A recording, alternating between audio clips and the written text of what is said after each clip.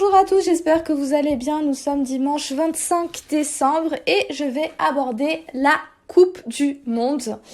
Une semaine après cette Coupe du Monde, je tenais à en parler parce que c'est un des moments les plus importants qui a eu lieu cette année et surtout qui a été le plus discuté. Si je devais qualifier ce mondial, je dirais que ce serait... D'un côté, ça a été polémique, ensuite ça a été symbolique. Ça a été aussi surprenant, violent, voire répugnant. Et pour finir, ça a été aussi historique. Alors pourquoi j'aborde un peu tous ces termes ? Parce que je trouve qu'on est passé un peu par toutes les émotions, qu'on soit français, qu'on soit allemand, qu'on soit espagnol, qu'on soit portugais, qu'on soit argentin, peu importe l'équipe qu'on soutient ou peu importe nos origines. Je pense qu'on est tous passés par des phases, des sentiments différents correspondant à cette Coupe du Monde. Alors, pourquoi j'utilise le terme, le premier que j'ai utilisé, c'était polémique. Alors, pourquoi polémique ? Alors déjà, cette Coupe du Monde, elle a eu lieu quand même au Qatar, donc un lieu qui a été extrêmement discuté sur le fait qu'il ne respecte pas les droits de l'homme, sur le fait qu'il y a eu beaucoup d'ouvriers qui sont morts pour la mise en place du stade lors de cette Coupe du Monde, et aussi sur le fait que certains propos ne peuvent pas être évoqués, comme le droit LGBT, certains avis qu'on pourrait avoir. Enfin, je pourrais même pas vous énumérer la liste parce qu'elle est assez énorme. Moi-même, je ne la connais pas. Mais voilà, elle a été extrêmement polémique sur le lieu. Est-ce que vraiment ça devrait se tenir au Qatar ? Est-ce que vraiment ça en vaut la peine ? Est-ce que ça ne devrait pas être réalisé à un autre endroit ? Et puis après, il y a eu plein de débats sur les médias, notamment français, mais pas que. Il y a eu beaucoup de débats sur le fait, est-ce que c'est vraiment une bonne chose ? Est-ce que c'est mauvais ? Est-ce que les joueurs français vont aller jouer ? Et surtout, est-ce que vous allez regarder les matchs ? Voilà, ce terme a été évoqué. Mais ça n'a pas duré bien longtemps, même si je trouve que c'était intéressant d'aborder ces sujets-là et ces points-là, et ça s'est très rapidement ébruité par le deuxième aspect de cette Coupe du Monde, pour moi, qui est symbolique. Alors, en quoi cette Coupe du Monde est symbolique et pourquoi j'utilise le terme de symbolique ? Alors, elle est symbolique parce que on a des grosses têtes, surtout aussi on arrive à la fin de la carrière de plusieurs grands joueurs comme Messi et Ronaldo, mais pas que, on a quand même, par exemple pour l'équipe portugaise, on va y arriver, on a Pep et Ronaldo. Pour l'équipe de France, on a Giroud, Lloris, qui risquent d'avoir fait leur dernière Coupe du Monde. On a aussi des rumeurs qui s'ébruitent sur Didier Deschamps, même si je pense qu'il réalisera la prochaine Coupe du Monde. En tout cas, je l'espère. Et c'est vrai que ça a été symbolique aussi parce que je trouve que des équipes comme l'Allemagne n'a pas eu peur d'affirmer son avis sur les droits de l'homme. Donc il y a eu des brassards pour soutenir la communauté LGBT. Il y a eu aussi la main devant la bouche pour montrer que c'était un pays où c'était plus ou moins discutable les droits de l'homme. Il y a eu aussi la ministre, il me semble que la ministre de l'Intérieur allemande est venue dans le stade et elle a porté un drapeau LGBT pour, pareil, le soutien à la communauté. Et je trouve ça bien. Alors, je suis partagée sur ce sujet parce que d'un côté, c'est bien qu'il l'ait réalisé, d'autres équipes ne se sont pas permises de le réaliser. Maintenant, le sport, la petite particularité avec le sport, c'est que c'est compliqué à décrire. D'un côté, on serait amené à dire que comme il y a énormément d'argent en jeu, comme c'est un sport qui est extrêmement connu et l'un des plus populaires et les plus médiatisés au monde, on serait amené à dire que quand on aborde des sujets comme les droits de l'homme, il faudrait que ce soit respecté. Et surtout quand on est dans une ampleur aussi mondiale et aussi connue et réputée, et tout est un peu divulgué, les travers sont mis à jour, ils sont mis en lumière. Donc je trouvais ça symbolique ce qu'a fait l'Allemagne, même si dans la compétition elle n'est pas restée très longtemps. Et je trouvais ça aussi symbolique le fait que on a eu des politiciens comme la ministre de l'Intérieur qui a réalisé ce qu'elle a fait, mais aussi la grande image qu'on connaît tous de le président de la République française, Macron, qui tient Mbappé, alors que Mbappé, tu sens qu'il en a vraiment marre du président français. cette image symbolique où vraiment la politique, je trouve, était extrêmement présente dans cette Coupe du Monde. Voilà. C'était, je trouve, une image qui m'a assez marquée et je trouve que c'était symbolique dans ce sens-là où, voilà, c'est qu'un sport, mais finalement, pas tant que ça, parce que, des termes sur l'écologie ont été abordés, des termes sur les droits de l'homme ont été abordés, des termes, des sujets politiques ont été abordés. Donc, en fait, ce n'est pas qu'une Coupe du Monde, ce n'est pas qu'un sport, c'est aussi une Coupe du Monde symbolique et politique, surtout. Voilà, c'est le terme que je voulais utiliser. Alors, au-delà de l'aspect symbolique qu'est cette Coupe du Monde, je trouve qu'elle est surprenante. Donc, c'est le terme que j'ai utilisé au tout début. Alors, pourquoi surprenante ? Tout simplement parce que on a eu des équipes qui se sont démarquées. Alors, je trouve que normalement, les autres années, on a des équipes plutôt européennes, voire Amérique latine qui se distinguent. Donc, quand je parle Europe, ça va être autour de l'Angleterre, Allemagne, Italie, Espagne, Portugal, France. Et Amérique latine, je dirais plutôt Brésil, Argentine et Uruguay. Bon, cette année, vous allez me dire, l'Italie n'a pas été qualifiée à la Coupe du Monde, mais je trouve que voilà, il y a souvent un monopole autour des pays que je viens de citer. Il doit y en avoir encore 2 ou 3 autres, mais souvent, c'est quand même ces pays-là qui reviennent souvent en quart de finale, en demi-finale, voire en finale. Et cette année, on a quand même eu des moments assez, imprévisibles, voilà, et assez marquants et surprenants, c'est le terme que j'ai utilisé.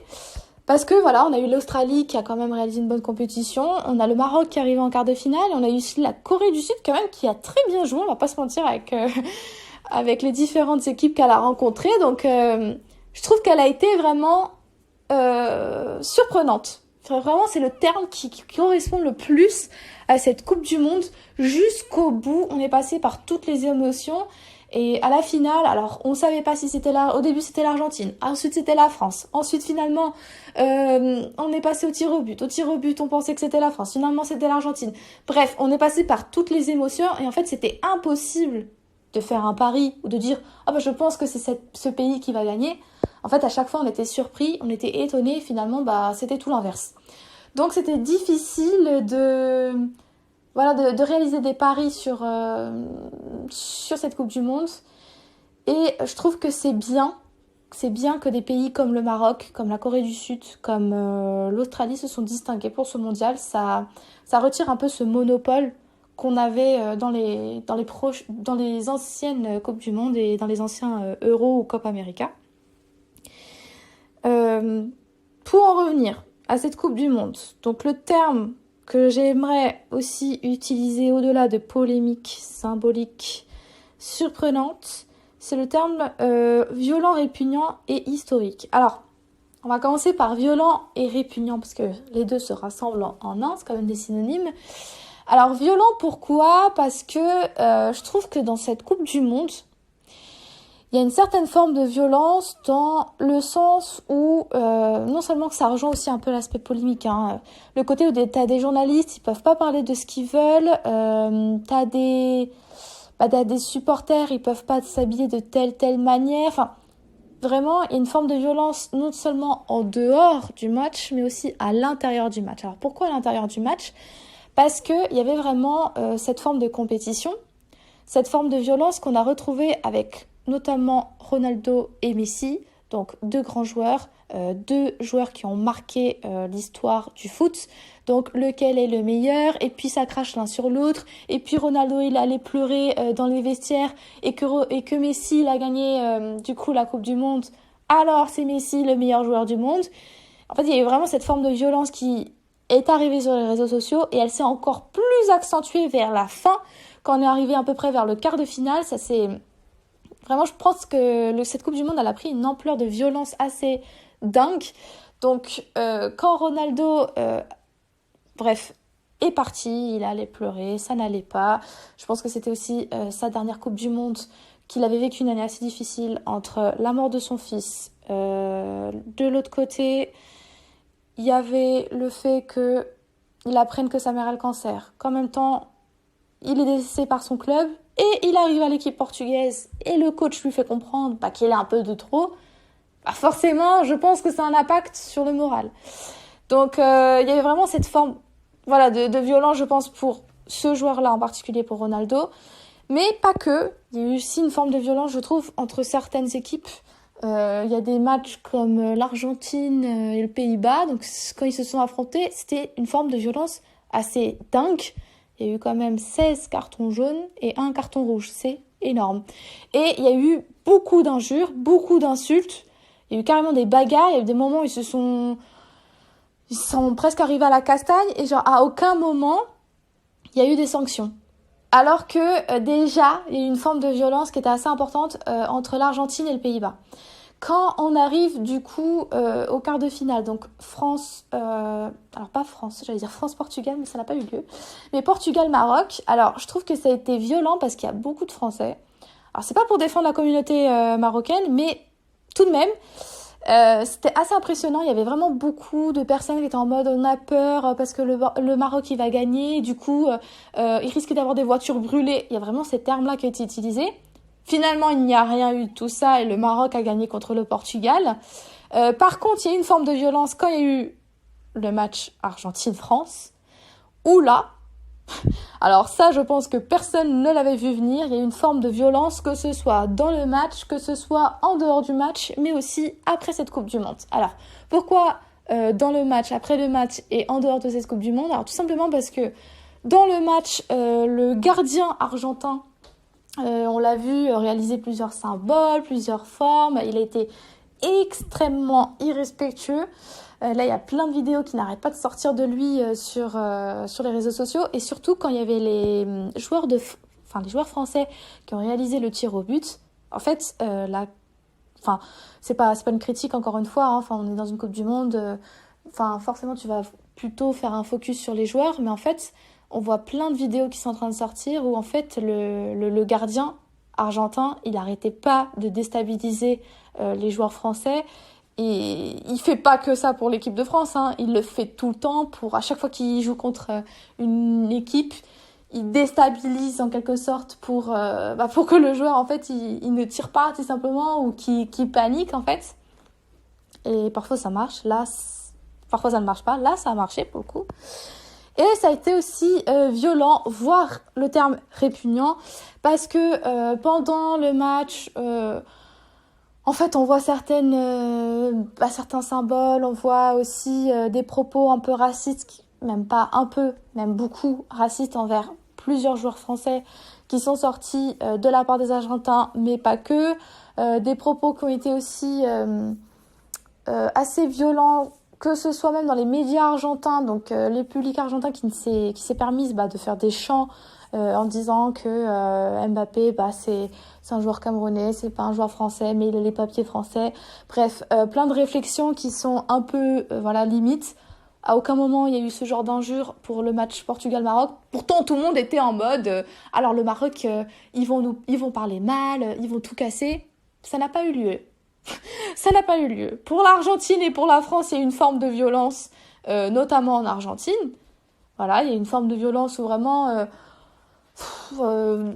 par exemple, prendre une poupée pour mettre la photo de Mbappé sur une poupée, se trimballer sur toute la ville de Buenos Aires pour se foutre la gueule littéralement d'un joueur alors que tu viens de gagner la Coupe du Monde.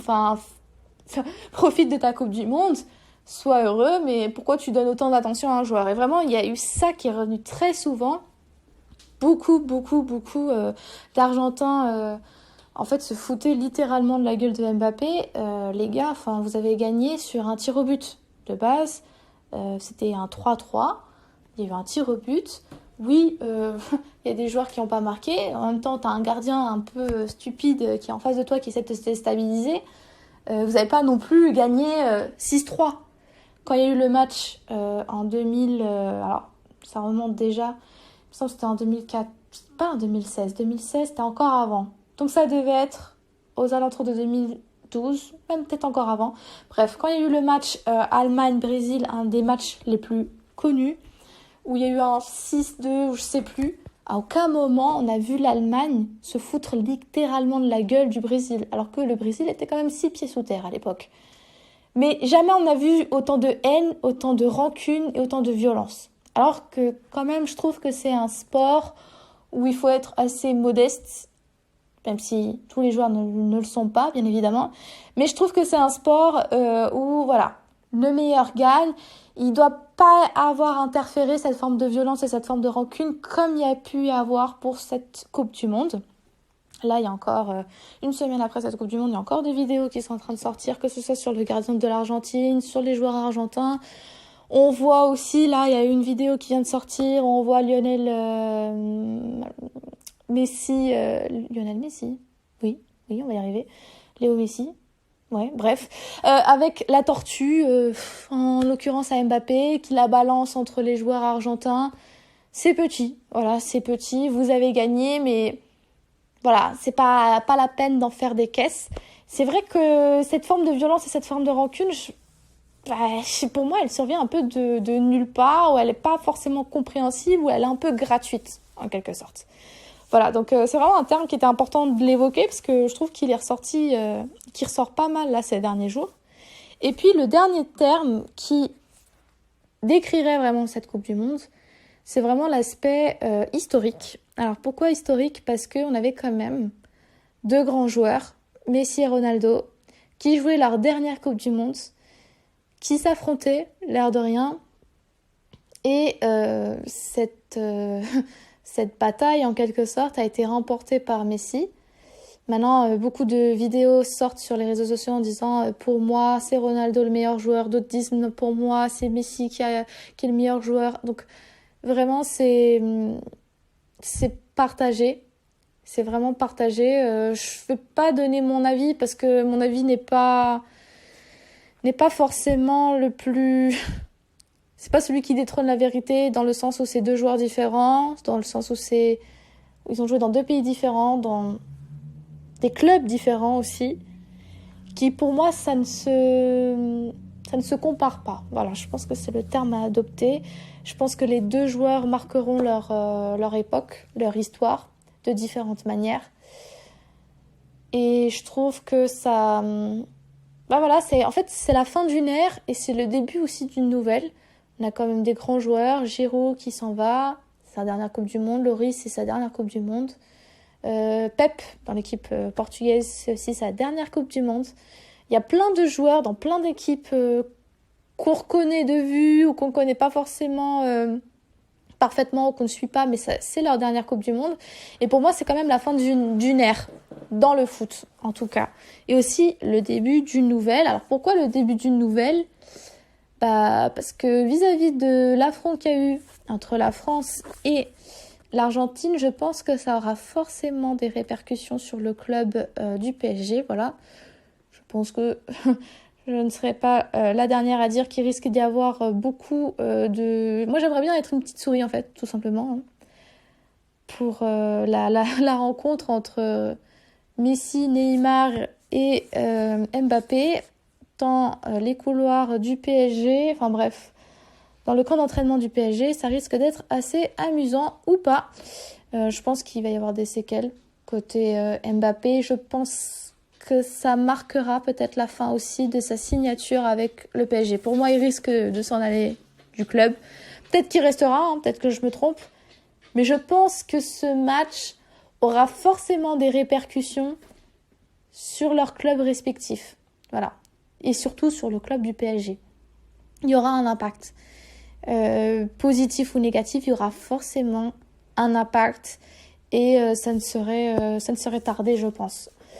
Même après une semaine de la fin de cette Coupe du Monde. Donc voilà. Moi, ça m'aura vraiment marqué en tant que...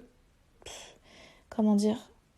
En tant que supportrice de l'équipe portugaise, parce que cette année j'ai soutenu l'équipe portugaise, vu que je savais que c'était aussi la fin pour Ronaldo, c'était sa dernière Coupe du Monde. C'est triste pour lui, ça n'empêche et ça ne retire en rien son parcours. C'est juste triste comment sa vie professionnelle se termine. Je pense que personne n'aurait aimé vivre ce qu'il est en train de vivre en ce moment. Maintenant, c'est quelqu'un d'assez fair-play, donc je pense qu'il, le connaissant et voyant un peu son comportement vis-à-vis des médias ou des réseaux sociaux, je pense qu'il doit être tout de même assez content pour Messi. Mais je pense que ça marque le début, la fin d'une époque, ouais, et le début d'une nouvelle. Parce qu'encore une fois, des joueurs comme Mbappé, c'est vraiment distingué. Encore une fois, il a montré qu'il était persévérant, il a montré qu'il c'était vraiment un esprit de gagnant, de winner. Donc je pense et j'espère pour lui qu'il ira loin. Il est un peu, il a quand même pour idole Ronaldo, donc j'espère vraiment qu'il s'en sortira. Donc de toute façon, la génération de mon père, c'était la génération Figo, qui était un grand joueur au Portugal. Ma génération à moi, celle de mon cousin plus âgé, c'est Ronaldo. Et peut-être que la génération d'après, ce sera Mbappé ou ce sera encore quelqu'un d'autre qui nous surprendra. En tout cas, c'était une Coupe du Monde auquel on s'en rappellera, qui aura forcément des répercussions sur plus tard, qui aura marqué nos esprits et qui, j'espère, vous aura fait apprendre quelque chose, ou pas forcément, hein, qui sait. En tout cas, ça a été incroyable. Et j'espère que la prochaine Coupe du Monde, la France sera encore présente et que Mbappé aura sa revanche. Voilà, je pense que j'en ai fini pour aujourd'hui. On se retrouve l'année prochaine en 2023 pour un prochain épisode. Je ne sais pas encore ce sera sur quel sujet. Peut-être que ce sera sur le Nouvel An ou peut-être pas. Mais vu que j'ai 40 000 idées en tête, je ne préfère pas le dire dès maintenant au vu de changer au dernier moment. Voilà. Très belle fête de fin d'année. À l'année prochaine. Et n'hésitez pas à me donner votre avis sur les réseaux sociaux. À bientôt!